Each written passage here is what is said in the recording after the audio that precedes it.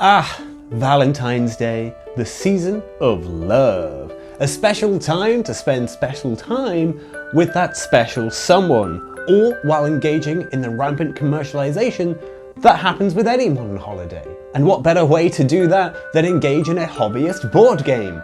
Specifically, with that special someone and enjoy some really good, sweet, cute company. Oh yeah. Oh no! You're alone on Valentine's Day! Again! Yet you're surrounded by all of these board games that require a minimum of 2 players. Sure, some of them might contain some form of single player variant, but I'll be dead in the cold hard ground, long consumed by my own unending loneliness before I even touch a poxy approximation of an inherently multiplayer experience. So, Bargain Basement Bathysphere is a single-player dice game. You are a brand new intrepid bathysphere pilot, and you'll be taking your little bathysphere on deep sea adventures, all in the hopes of getting salvage, making a name for yourself, and hopefully not dying in the sea. What started out as a print-and-play game from 2019, 2020-ish, has turned into an actual game with an actual box, actual components, and an actual publisher. But in order to truly learn what's going on here, well, we need to start delving deeper into it. Bargain Basement Bathysphere is ultimately a push your luck game in which you're trying to see just how far into the ocean you can get and still make it back up to the surface alive. Unsurprisingly, the main way this is handled is, well, dice. Yes, in a dice rolling game, you roll dice, and the dice you roll are what you use to move around. You can move deeper into the briny depths, choosing from your active pool of dice. You'll start questing onwards, moving 6 spaces further from the tasty oxygen of home, all thanks to that delicious 6 you rolled earlier. So, big rolls are the best. Get low every time, right? Well, no, because there is actually a bit more going on here. For you see, your bathysphere is from the bargain basement. It's not really all that up to scratch in achieving, well, anything. As you move along spots, you'll be scoring off the spaces and suffering whatever ill fate is depicted on them.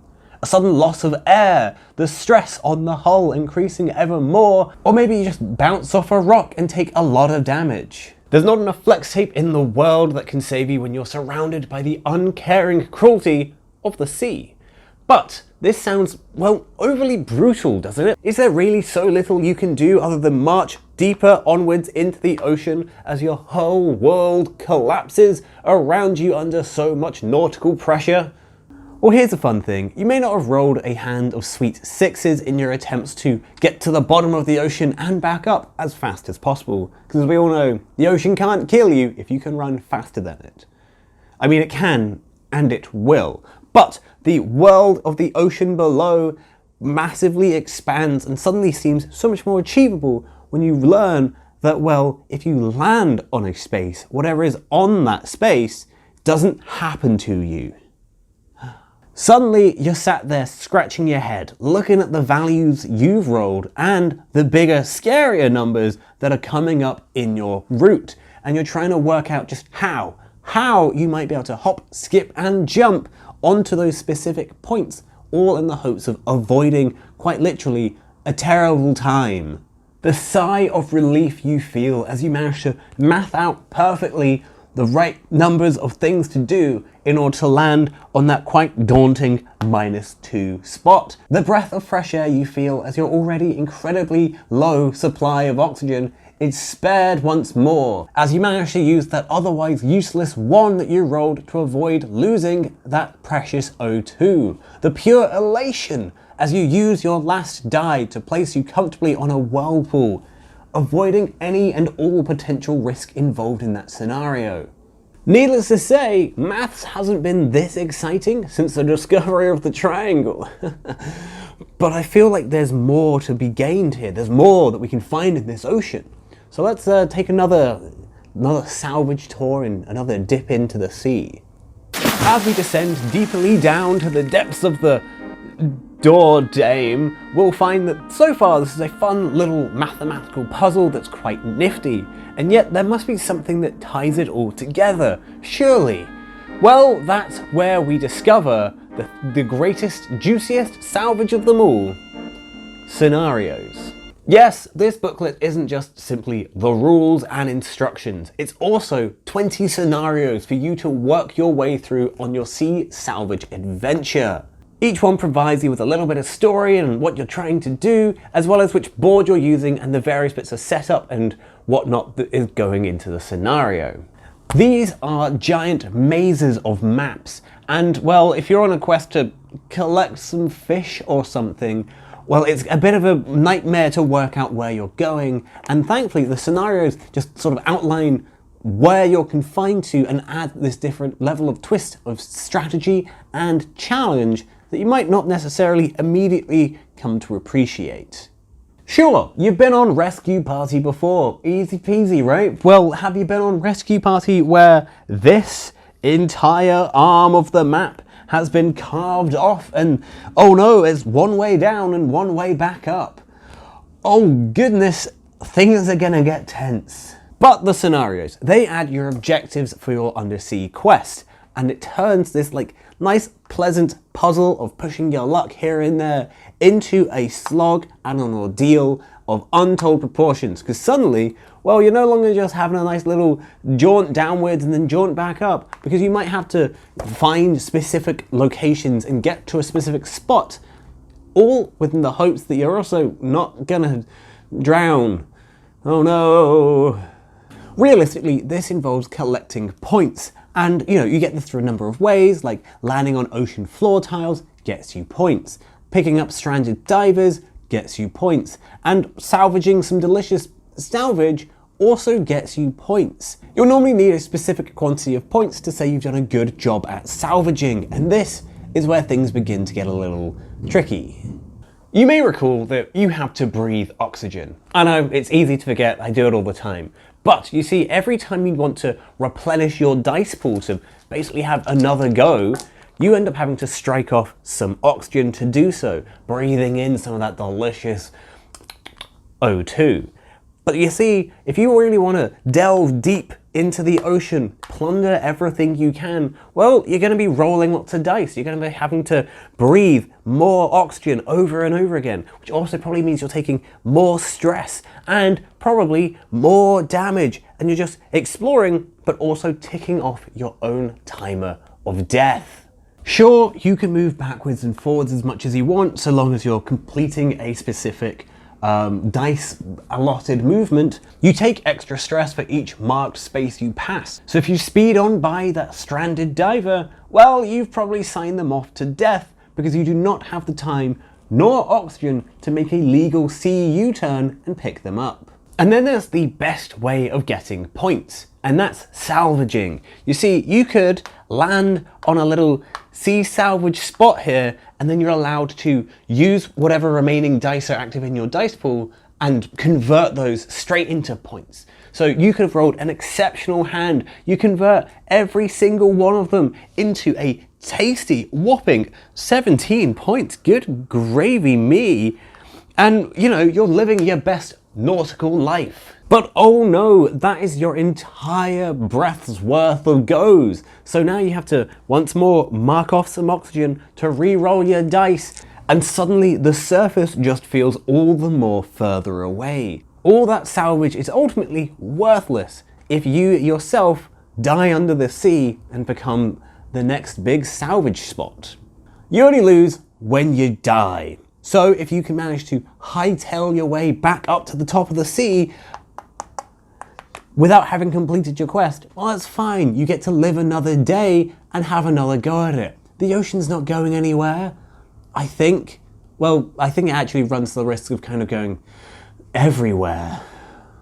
But there comes a point in your adventure where, things might be getting a little spicy. You might be running low on resources, and you have to make the decision on whether to continue for that tiny little extra bit of points, or to call it here and resurface and hope you don't die.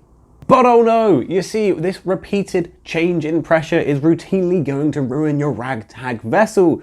For as you take more and more stress, you end up marking off more damage as well, which means that you're rolling fewer dice as your active dice pool shrinks bit by bit. This also means that you're going to be breathing more because you've obviously got a smaller dice pool, and suddenly your simple surface mission turns into a precarious predicament, and it feels like the longest part of your journey as the number of dice tick away and your oxygen rapidly depletes. And oh god, will you make it to the surface before you just die?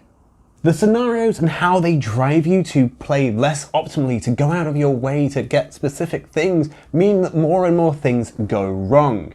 And it's great. And that's not even taking into account also the mini games that are within this game that allow you to unlock either augments for your bathysphere or other useful bonuses, driving you to possibly go out of your way even more to collect bits and pieces, all whilst heightening the risk of you collapsing under several million litres of delicious seawater. It's such a theoretically simple puzzle that leads you to think about things in interesting ways. And yet, I can't help but notice that maybe we just need to go a bit deeper into things. Maybe there's more to be discovered. You see, being a deep sea explorer isn't all just chocolates and roses. In fact, it's dangerous business, and there'll be definitely things that get stuck in your craw.